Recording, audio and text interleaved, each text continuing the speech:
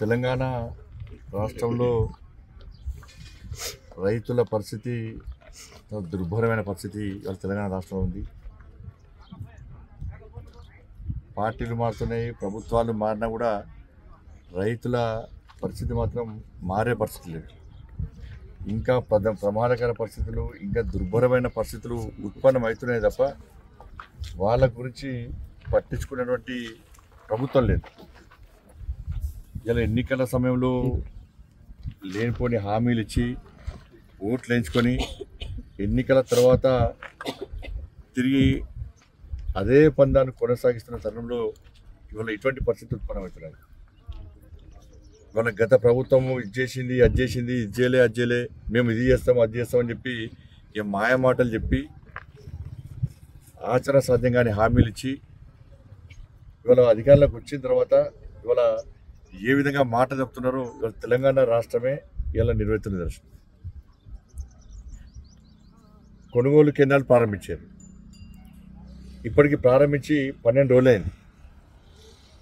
ఆర్భాటంగా మొత్తం ప్రారంభిస్తున్నాం, మేము ముందుగానే ప్రారంభిస్తున్నాం, కొనుగోలు ప్రారంభిస్తామని చెప్పినటువంటి రాష్ట్ర ప్రభుత్వం ఇలా కొనుగోలు కేంద్రాలు ప్రారంభించి ఇప్పటికీ 12 రోజులు అయినప్పుడు కూడా ఎక్కడ కూడా కొనుగోలు ప్రారంభం కాలే. సెంటర్స్ ప్రారంభం చేసేది తప్ప కొనుగోలు మాత్రం ఎక్కడ ప్రారంభం కాలే. కొనుగోలు సెంటర్ల సంఖ్య చెప్తున్నారు తప్ప ఎక్కడ ఎంత కొనుగోలు ఎంత చేస్తాం, ఎంత కొనుగోలు చేస్తామని చెప్పి ఇంతవరకు చెప్పే పరిస్థితి లేదు. కానీ ఇలా ఇప్పటికే రైతుల పరిస్థితి చాలా దయనీయంగా మారింది. ఇవాళ నీళ్లు లేక ఇబ్బంది పడ్డారు, మరోవైపు అకాల వర్షాల ఇబ్బంది పడ్డారు. వీని అన్నింటినీ తట్టుకొని ఇలా పంట పండించి వడ్లు కొనుగోలు కేంద్రానికి వస్తే మద్దతు ధర వస్తుందా రాదా గ్యారంటీ లేని పరిస్థితి.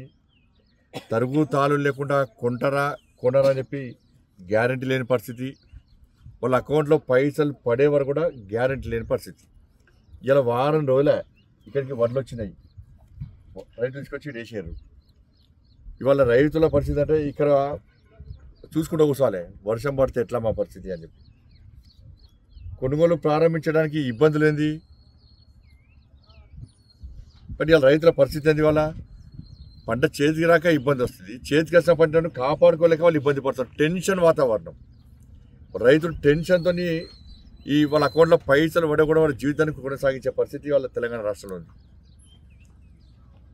మళ్ళీ ఏమంటున్నారు, మళ్ళీ స్టార్ట్ చేసిన లోలి. నేను ఎదక్కున్న జనగాంలో కలెక్టరు కేసు పెట్టిండు అని చెప్పి అది కాదు. అసలు నిజంగా వాస్తవానికి ప్రభుత్వం యొక్క ఆదేశాలు ఏంది, ప్రభుత్వం సమీక్ష ఏం చేసింది? వాళ్ళు తిరిగి దళారుల వ్యవస్థ స్టార్ట్ అయింది. దళారుల వ్యవస్థ మళ్ళీ ప్రారంభమైంది. వీళ్ళు ఏం చేస్తారు, ఇక్కడ రైతులకు వచ్చిర్రు, ఫస్ట్ 2-3 లారీలు సీదా సాఫీ కొంటారు, మద్దతు ధర ఇస్తారు, తరుగు తాళ్ళు లేకుండా కొంటారు. తర్వాత మళ్ళా 1 గంట 2 గంటల తర్వాత మళ్ళీ ఏం చేస్తారు, రైతులకు అంతా పంపిణీ చేస్తారు. తరుగు తాళ్ళు లేకుండా కొంటున్నాం, మద్దతు ధర ఇస్తున్నాం, ఎక్కడ ఇబ్బంది పెడతలేమని చెప్పి ఈ ప్రచారం దళారులే మొత్తం ప్రచారం చేస్తారు. దాన్ని నమ్మిన రైతులు ఏం చేస్తారు, ఇక పంట కొనుగోలుకు సహకరిస్తారు. సహకరించేది ఇక్కడ దాదాపు 3-4 కిలోలు ఇలా తరుగు తాలిపతో ఇలా కడిగేస్తారు. ఇక్కడ మళ్ళీ తిరిగి రైస్ మిల్ వెనక దళారులు ఏం చేస్తారు, మళ్ళీ ఫోన్ చేస్తారు, లేదు మళ్ళీ మీ తరుగు తాలూకు ఎక్కువ ఉన్నది, మళ్ళీ 3-4 బస్తాలు తీసేస్తున్నాం అని చెప్పి మళ్ళీ ఫోన్ చేస్తారు. ఇక పంట ఆడదానికి వెనక రైతులు ఏం చేస్తారు, మళ్ళీ తిరిగి తీసుకొచ్చుకునే పరిస్థితి ఉండదు. ట్రాక్టర్ల లోడ్ అయిపోయినాయి. అప్పుడు ఏం చేస్తారు, సరే సార్ మీ ఇష్టం సార్ అంటారు. అంటే ఒక్క క్వింటాల్కు దాదాపు 5 నుంచి 7 కిలోలు, దాదాపు 5 కిలోల కంటే ఎక్కువ వాళ్ళ తరుగు పేరుతోని తాళ్ళు పేరుతోని వాళ్ళ కడిగేసే పరిస్థితి ఇవాళ మళ్ళీ వచ్చింది. ఇట్లా ఇబ్బంది పడితే ఇవాళ దాని రైతులు ఆదుకునే రోజులు ఇవాళ కొనుగోలు. ఇవాళ రాజన్న సిరిసిల్ల జిల్లాలో 259 కొనుగోలు కేంద్రాలు ప్రారంభించారు. 259 కొనుగోలు కేంద్రాలు ఫస్ట్ నాడు ప్రారంభించారు. వాడు 12వ రోజు, 12 రోజులు అయినప్పుడు కూడా వీళ్ళు 200 క్వింటాలు మాత్రమే కొన్నారు, 200 క్వింటాలు మాత్రమే. ఇవాళ కరీంనగర్ జిల్లాలో 341 సెంటర్లు ప్రారంభించారు.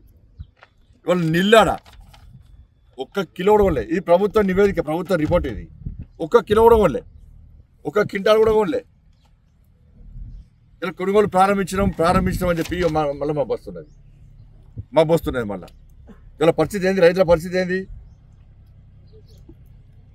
ఇవాళ ఇదే ప్రభుత్వము ఏం చెప్పింది, 500 రూపాయలు బోనస్ ఇస్తున్నారు. ఇలా బోనస్ గురించి ఎక్కడైనా మాట్లాడుతున్నారు మీరు. మళ్ళీ మొన్ననే ప్రభుత్వం వచ్చింది, 5 నెలల మేము సర్దుకోవద్దా, ఢిల్లీ పంపడానికి పైసలు వస్తున్నాయి, ఎన్నికలకు ఖర్చు పెట్టడానికి ఇతర రాష్ట్రాలకు పైసలు పంపడానికి పైసలు వస్తున్నాయి. కానీ తెలంగాణ రాష్ట్రంలో రైతులకు బోనస్ చేయడానికి మాత్రం పైసలు వస్తలేవు. ఇలా 500 రూపాయలు బోనస్ ఇస్తున్నారు. దాని మీద ఎందుకు ప్రకటన చేస్తలేరు? మీ విధానాన్ని ఎన్నికల మేనిఫెస్టోలో మీరు పెట్టారు కదా, తరుగు తాలు పేరుతో ఎక్కడా కటింగ్స్ ఉండయి అని మీరు మేనిఫెస్టోలో పెట్టారు. మరి ఇంత ప్రభుత్వం ఆదేశాలు ఎందుకు ఇస్తలేదు? తరుగు తాలు పేరుతో ఎక్కడ కటింగ్స్ మేము పూర్తి పంటను కొంటాం, పండించిన ప్రతి గింజ కొంటామని చెప్పి మీరు ఎందుకు ఇలా దాన్ని అమలు చేయలేకపోతున్నారు? ఇలా తెగుళ్ళ వల్ల ఇలా మొక్కజొన్న పంట పరిస్థితి అలా ఏమైంది? ఇవాళ దాన్ని పునరుద్ధరిస్తాం, పాత పంట మనం తిరిగి తీసుకొస్తామేమో, ఎక్కడ ఇబ్బంది పెట్టము అని చెప్పండి. ఇవాళ పరిస్థితి ఏంది? ఇవాళ తెగుళ్ళ పేరుతో కానీ ఇవాళ అకాల వర్షాల వల్ల ప్రకృతి వైపరీత్యాల వల్ల నష్టపోయిన రైతులకు ఇన్పుట్ సబ్సిడీ ఇస్తున్నారు. దాని మీద ఇంత స్పష్టమైన విధానం లేదు, ఇప్పటికి విధానం లేదు. ఇవాళ ఇప్పటికే బయట అప్పులు తీసుకొచ్చుకున్నారు, అక్కడిక్కడ అప్పులు తీసుకొచ్చుకొని ఇలా పంట వేసుకుంటే ఇవాళ అప్పుల మీద అప్పులు ఇలా ఏమన్నారు కాంగ్రెస్ పార్టీ 3 లక్షల రూపాయలు వడ్డీ లేని రుణం ఇస్తున్నారు. మీరు వడ్డీ లేని రుణం ఎప్పుడు ఇస్తారంటే ఎంత వడ్డీ హామీ ఇది. 3 లక్షల రూపాయలు వడ్డీ లేని రుణం ఇస్తా అంటే మీరు ఎప్పుడు ఇవ్వాలి? మీరు మాఫీ చేస్తున్న 2 లక్షల రుణమాఫీ మాఫీ చేస్తే అప్పుడు బ్యాంకులు రైతులకు 3 లక్షల రూపాయలు వడ్డీ లేని రుణం ఇస్తారు. ఇవాళ రైతులు బ్యాంకు పోతే ఏమైతే డిఫాల్టర్ కూస్తున్నారు. ఇలా గత ప్రభుత్వమే 1 లక్ష రూపాయలు రుణమాఫీ చేస్తానని చేయలేదా? అధికారం లేనప్పుడు ఇంట్లో అనుకొని కనీసం ప్రజలను పడుచుకోకుండా కాంగ్రెస్ పార్టీ నాయకులు ఏ ఉద్యమాలు చేయకుండా, ఏ సమస్యలను స్పందించకుండా ఇలా ప్రజా సమస్యల మీద కొట్లాడింది మేము, జైళ్ళకు పోయింది మేము, లాఠీ దెబ్బలు తిన్నది మేము, 50-100 కేసులున్నది మా మీద. మా కుటుంబాల దూరమై తెలంగాణ రాష్ట్రంలో బీఆర్ఎస్ పార్టీ మెడలు వంచింది మేము, అధికారాన్ని చెలాయిస్తున్నది కాంగ్రెస్ పార్టీ. ప్రజలు ఆలోచిస్తున్నారు, ఇప్పుడు బాధపడుతున్నారు ప్రజలు. ఎందుకు కాంగ్రెస్ పార్టీకి ఓటేస్తాం రా అని బాధపడుతున్నారు. 100 రోజుల ఇచ్చిన హామీల గురించి ఈ నాయకులు ఎవరు మాట్లాడారు? 2500 రూపాయలు ఎంతమంది అకౌంట్లో ఇచ్చారో అని చెప్పాలి ఆయన. 2500 రూపాయలు మహిళల అకౌంట్లో ఇస్తున్నారు. కరీంనగర్ పార్లమెంట్ నియోజకవర్గంలో ఎంతమంది అకౌంట్లో మహిళల అకౌంట్లో పైసలు వేసారు? ఎంతమంది పేదోళ్ళ అకౌంట్లో 4000 రూపాయలు ఆసరా పెన్షన్లు వేసారు? ఎంతమంది రైతుల అకౌంట్లో 15,000 రూపాయలు రైతు భరోసా వేసారు? ఎంతమంది కౌలు రైతుల అకౌంట్లో 15,000 రూపాయల భరోసా వేసారు? ఎంతమంది రైతు కూలకు 12,000 రూపాయలు ఇచ్చారు? ఎంతమంది రైతులకు 2 లక్షల రుణమాఫీ చేసారు? ఎంతమంది రైతులకు బోనస్ ఇచ్చారు? ఎన్ని కొనుగోలు కేంద్రాల్లో ఇలా తాలు తెరుగు లేకుండా కొనుగోలు ప్రారంభించారు? ఎంతమంది